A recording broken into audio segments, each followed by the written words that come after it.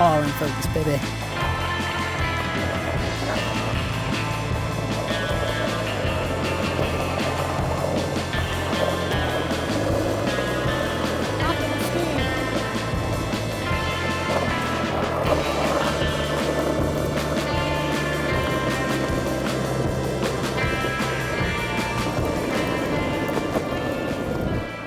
The DJI RS4, big leaps and bounds beyond the RS2, which is the model that I previously owned and used pretty regularly.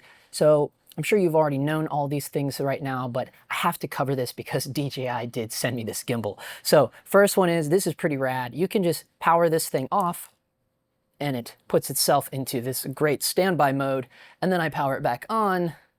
We tap and hold the power button, and she unlocks herself and goes right back. So that is amazing. I absolutely love that. If you single tap the power button, she locks all of her 3 axes. Pretty rad. You're not gonna get that on the RS2. The most wildest, craziest feature of this new gimbal is, just like that, you can go from horizontal to vertical. So that's pretty wild for all of my social media content creators out of there. Keep in mind, this is the Sony FX6. Pretty fast and seamless popping back and forth like that. We have an all new stabilization algorithm now with the RS4, and it is really, really good. You're gonna see that. I go ripping and riding on my skateboard, so we're gonna check all of that out. And I think what's nice and telling about this is that now DJI includes a briefcase handle with the kit. They never used to do that on the RS2, and I had a lot of issues carrying something like the Red Komodo in briefcase mode. Now, because of the new smarter algorithms, the AI, new stabilization, a little bit better performing motors, all of that is cleared up. You can go briefcase mode, no problem in this, even when you're ripping down the road on a skateboard. The OLED screen now locks on its own, which I absolutely love that. The RS2, my thumb or something was constantly hitting the little OLED screen, and I was always popping into different shooting modes, drove me nuts because I would forget to lock the screen. Now the RS4 does it for you. Big bonus there. On the side here, we have quick little toggle switches. The one on the left is if you're using a total automatic camera, you can control the zoom and the focus directly through the gimbal, and you can instantly toggle between focus or zoom with this little lever here. On the right-hand side of the lever, which unfortunately does get a little bit blocked by the briefcase handle, but still easily accessible, you can easily jump between each of your gimbal modes. The final new feature of the RS4 is the new Teflon-coated arms, so now it easily slides back and forth. Really nice, regardless of the weight of your rig. This is part 1 of a 3-part series I'm going to be doing here on this channel, showcasing the FX6 on the DJI RS4. This is more of like preparing for a little shoot, because the next video to come out is I'm going to be comparing handheld with the FX6 versus something like the Cine Saddle versus the Easy Rig versus a Steadicam versus this RS4. So shout out to my buddy Jimmy Grobe. He is learning how to be a Steadicam operator right here in Los Angeles. The 3rd video installment that I'm going to be doing for this series is shooting a little micro short film that I wrote, and I'm going to be directing and shooting it entirely on this setup right here. So if you are new here, do me a favor, tap the subscribe button, hit the notification bell, you know, all those YouTube cliche things. Let's jump into the top down and I'll show you how quick and easy it is to balance something like this setup. You do not need the Pro version for the FX6. I have just the tilt the top plate on here right now, the little 24 2.8 G lens with its little hood, and everything else, just one little tiny BP35 battery in here, the smallest ones that you can put on the FX6. The biggest advantages coming from the RS2 is the auto locks. The auto locks are now on every single arm, and it is a huge, huge improvement. This is not the Pro version, as you'll notice, because otherwise it would say Pro right there. On the Pro version, you have a much wider space from here to here. I even balanced it with the top handle, but I don't like all that extra gack on there. You have everything you need without the top handle for doing any sort of professional work, okay? Let's keep things realistic. Timecode is nice when you're working with an actual audio crew, but when I'm on my own, scratch mic is perfect if you're coming off the RS2. The RS4 is definitely the upgrade to do. With that being said though, don't sell your RS2 too soon because you're gonna wanna take some parts off of it. First thing I'm gonna point out is these RS4s come with a little baby battery grip. Look how tiny that is versus what my RS2 came with, right? So you're not gonna wanna maybe not sell your RS2 quite yet because you maybe want a bigger, larger battery, or you might want a better tripod foot. This is the tripod foot that came with my RS2. Okay, so this is the one that comes with the RS4, and I guess they're going more this carbon fiber route. It's like this hollowed out plastic. I don't know if it's a polymer, whatever it is, but it feels kind of cheap versus, you know, the really nice metal one. This is the metal one that came from the RS2. You know, I don't know. So I just kept the one from the RS2. It feels more substantial to me. The other thing I want to talk about is that there have been such nice improvements made to the motors and the AI. These things practically balance themselves. Here's the reality of it. I was so satisfied and impressed with the RS2 that I completely ignored the RS3 and didn't even know, honestly, there was an RS4 until DJI emailed me. So again, thanks for hitting me up on that. They don't pay me any money. They're not sponsoring me this video or nothing. So I always keep it real 100 with you guys. This summer, I went into Best Buy. I'm working on a travel doc with my wife and I, a street photography travel doc, traveling all over the country. Went into Best Buy and bought a DJI Mini 4 Pro drone package. Love those drones. I'm telling you all this to tell you that DJI stuff just is the AI and everything inside of it. The technology is so good. The drones fly themselves. I was coming off of the Mavic Pro OG from like 2018. The drones fly themselves. These gimbals balance themselves. They're so good, right? With that being said, it gets even better with the RS4, better motors to the point now where we can easily go into briefcase mode and not have any issues. So this is the briefcase arm that comes with the RS4. We'll talk about this in a minute. But even from my Komodo days, anytime I wanted to go into briefcase mode, the gimbal just wigged out on the RS2. Well, now jump to the RS4. Now they give you a briefcase handle, which, you know, tells me like, okay, now they know that the camera can handle bigger rigs in briefcase mode, and it does. You know, it handles this FX6 briefcase mode, no problem. The only thing I will say about the briefcase handle that DJI gives you, it's also, what is it, like this weird polycarbonate, might be carbon fiber material. It just feels kind of cheap compared to my really good small rig handle that I had to buy to upgrade my RS2. You'll notice it has way more mounting points all over it versus, you know, the DJI one. So again, maybe you get a better one with the Pro package, I don't know, but I just left it on here because it is more lighter weight, and plus my small rig one is made for the opposite side. And other than that, I mean, everything pretty much feels the same as the RS2. Small rig monitor mount. This is just something I've had since my RS2 days. I'm gonna throw my small HD on there. Now I could also run to DTAP, but I don't really want to mess with that. I'm gonna have enough cables with the SDI down to the small HD. One thing I did get to help me out is this small rig, longer, quick release kind of guy here. So it just gives me a little bit more real estate to go back and forth. So let me throw this on real quick. Okay, so we have the quick release on there.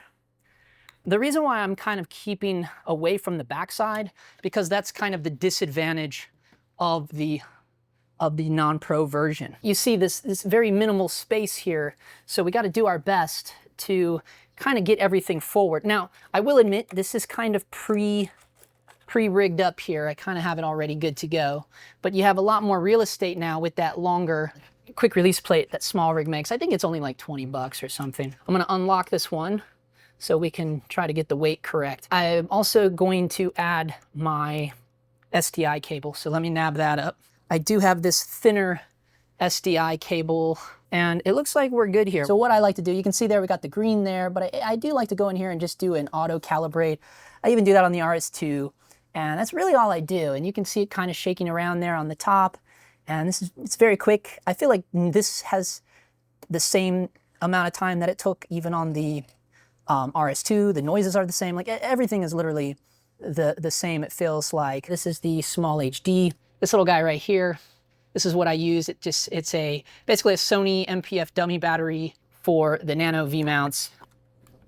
Click that in, and then I just hook it right back to the back of the monitor. I mean, it's a little hefty, but you're gonna have to put a V mount somewhere.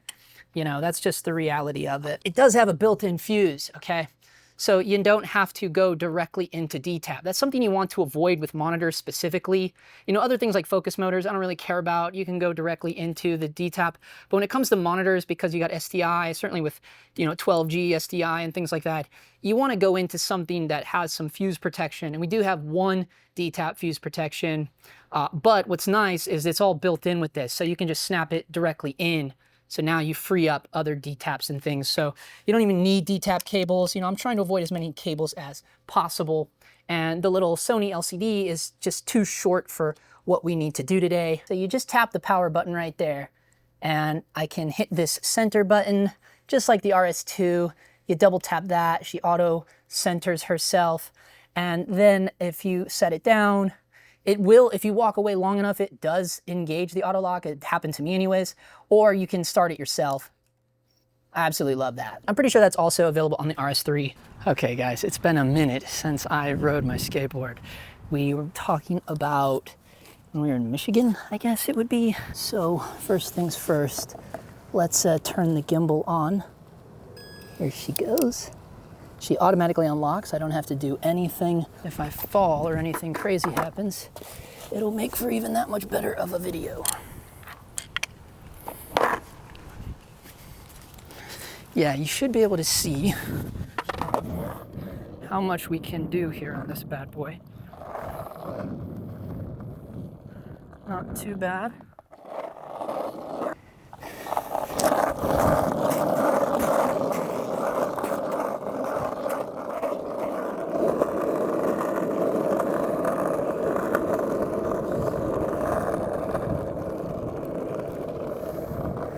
Not bad. Not bad at all. One more here.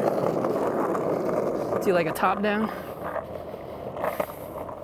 Just of the feet.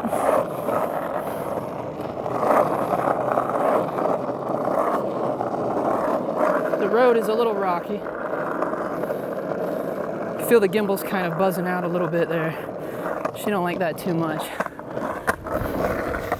All right. Gimbal locked or unbalanced, motors in sleep mode. So I kind of did put it in a weird vicarious position, I suppose.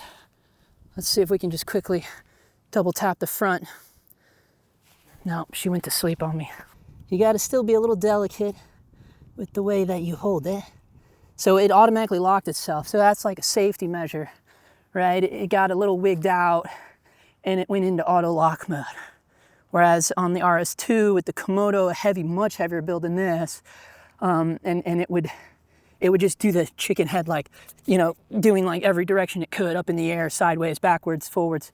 This kind of just found a safe position to lock itself in, locked all the arms and went to sleep.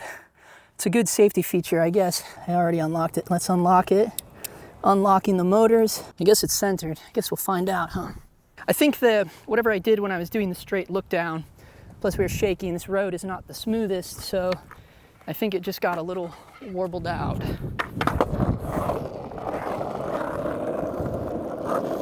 You know what? I only have center mode on too. Oh,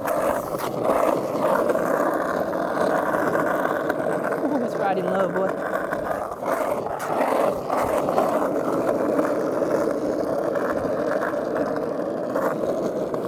So I think with a 15 mil, we could get some better results. Okay, so I think that's a shake jump bearings right there. I think what we're gonna do, I have an old school 15 mil Voltlander. It's an original Leica thread mount, but I adapted it to Leica M mount to use on my Leica M rangefinder. That thing is wild, gnarly for skateboarding. 15 mil full frame, it's gonna be nuts. Pretty much a zone focus thing. You just set it and forget it. This is all manual rangefinder lens. I'm gonna throw that on now. We'll see what happens. Actually, what I should do is rebalance it. Let's see what it does if, you know, you're crazy like me and you don't rebalance it with the 15 mil. Let me spin this around so you can really get a look at this with the GoPro there. I mean, just look at that little lens. She's tiny, huh? She's a beaut. She is a beauty though, boy. See, it's super wide Heliar. It's aspherical. I mean, we're gonna really have to preserve our highlights. I'm gonna rock it at an f8. like I would street style. Oh, God forbid, F8. The focus range of this thing is not, it's just amazing for zone focusing. So in other words, you know, if you put your near focus, like from infinity to half a meter, everything will be in focus. Yeah, okay, so it's talking to me now saying, why are you staying in this position? Now, I didn't even try to rebalance it myself because this lens is so lightweight. I'm just gonna let it redo auto calibrate. It's also obviously gonna help with stabilization because it's so ultra wide. I mean, pretty much when you're handheld, you know, if you think about it in terms of photography, I mean, pretty much anything under a 28 mil is gonna be significantly less shakier, even when you're just straight handheld, regardless if you have some sort of stabilization going on. Yeah, look at that. It's all in focus, baby. 15 millimeter Heliar. We got pretty good controls here. Nothing too crazy. My monitor's wigging out a little bit, but she's pretty good. She's balanced really nice. I mean, this is so wide. This is insane. And look at these. Look at the world shots you could get. Oh man, that's what I'm talking about. That's the bread and butter right there, guys. Okay, sick.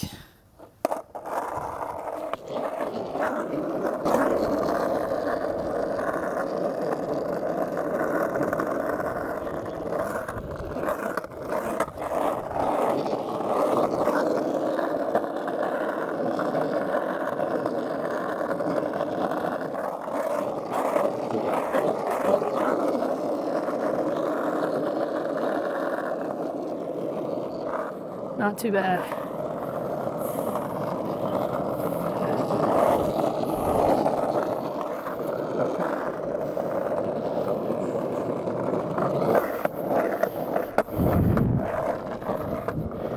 This is where she wigged out on me last time.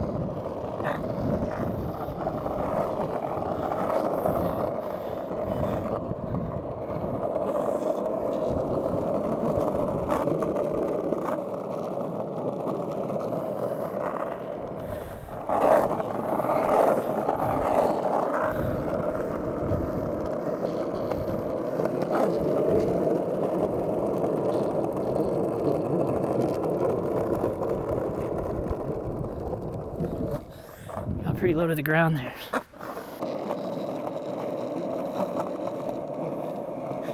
Not bad dolly shot, really. All right, so we got our bad boy in here. We got her strapped in, and we are on our way here to a longer stretch of bike path where we can kind of take her for a little cruise. Just see how it turns out. I love the top downs. I previewed the footage a little bit before I left. Yeah. So this is the cool thing. Traveling towards the sun.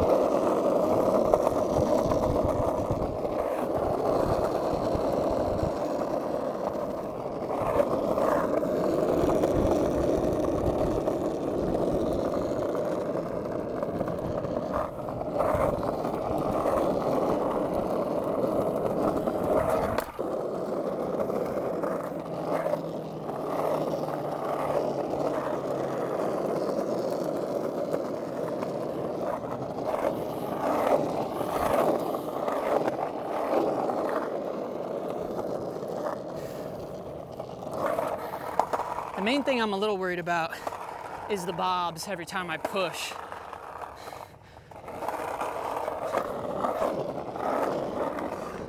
Here we go. Massive epic, look at that. Here we'll go back the opposite way, down the hill. Oh man, I'm out of shape, boys and girls. Here we go.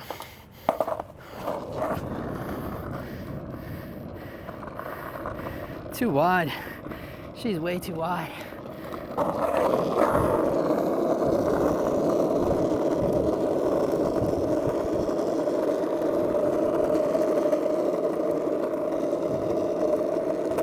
Oh, I hit a rock.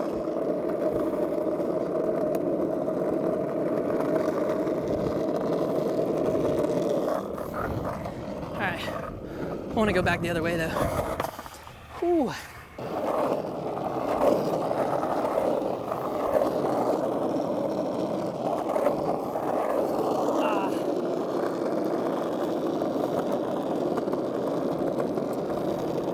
On an e-bike. I was gonna try to catch up with him, but he's on an e-bike, man. There's no way that's gonna work.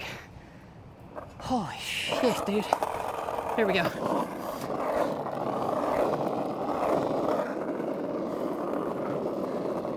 Here we go. Nice.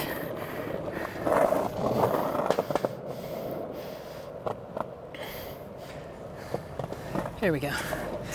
Oh, watch me drop it in the river.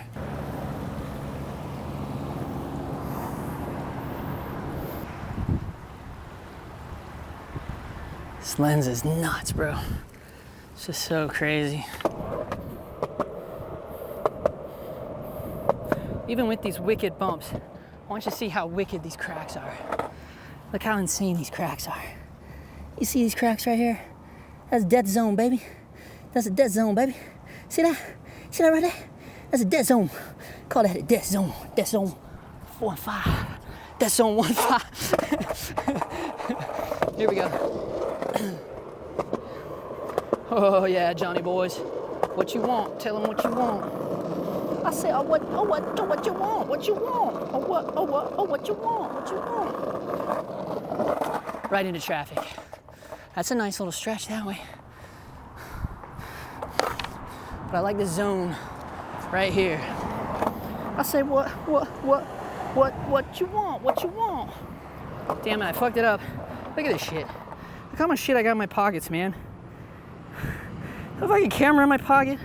I got a tripod in this back pocket here. I got a tripod hanging out in my back pocket. Oh, the gimbal's wigging out. She wigs out on a little bit too easily there. Luckily, if someone robs me, I got 3 cameras and audio going. All right, here we go. We love to drive fast because we're in Los Angeles. No one can stop us. Here we go.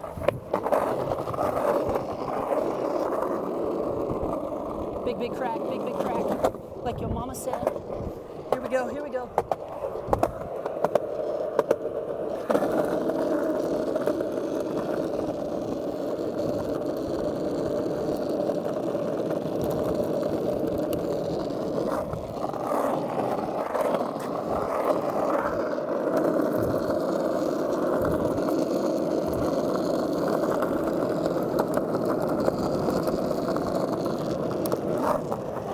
Here's a scooter guy coming on the other side. Let's see if I can catch him. Go down the hill here.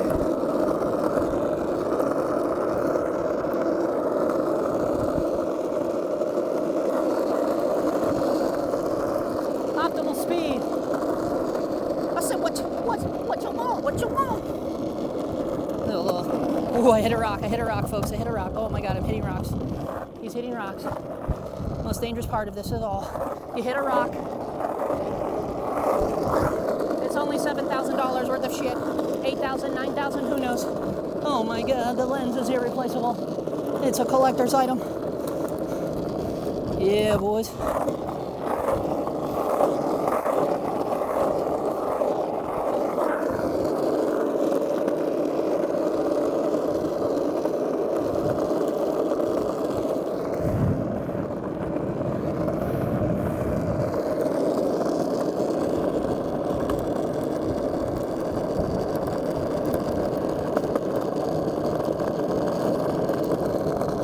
That's my favorite shot right there.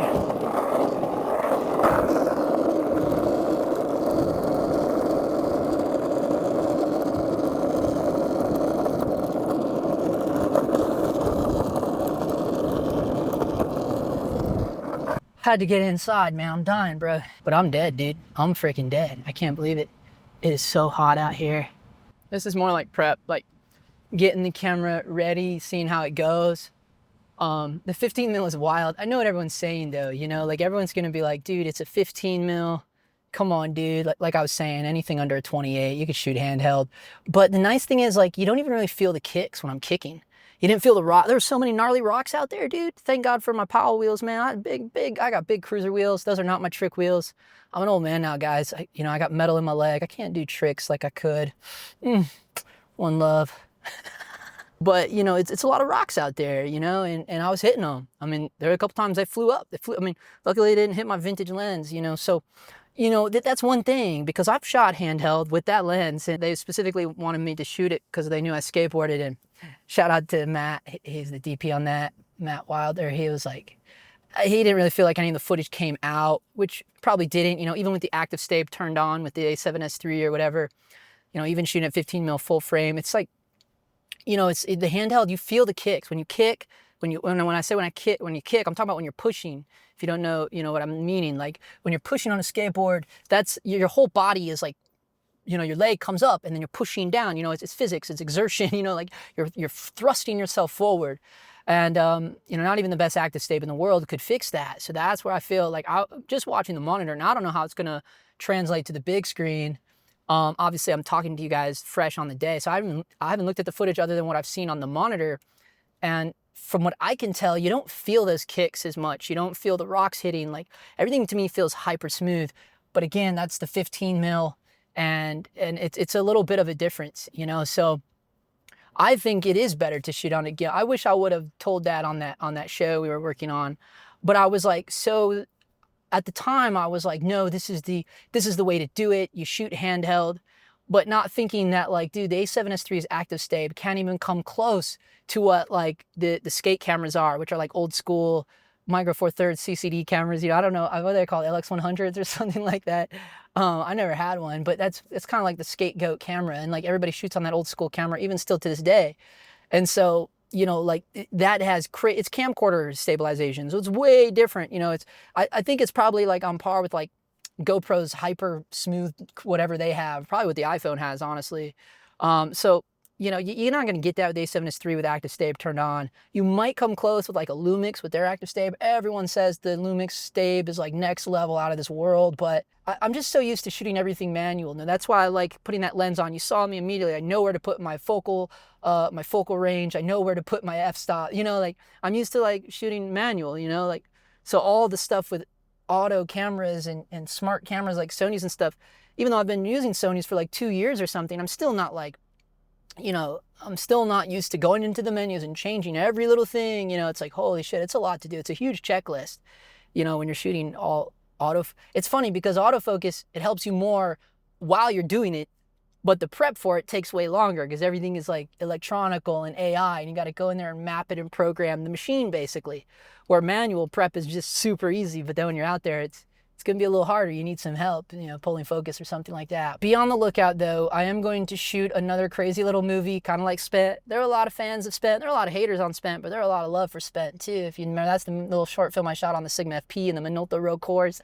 So this next one I'm doing it's all on the gimbal with the FX6. So that short film has a lot of running and up and down stairs and stuff. But honestly, it's a lot of basic shit. You know, you know, you're not going to see anything fancy out here with me when it comes to gimbals. You guys know that. You guys know how I feel about all of that. Right now, I need to get home because it's 101 degrees and my water's almost gone. Kind of a weird little video today. You guys just got to hang out with me a little bit today. You're just hanging out. Thank you. Thank you. Doesn't matter who we are. What matters is our plan. No one cared who I was till I put on the mask.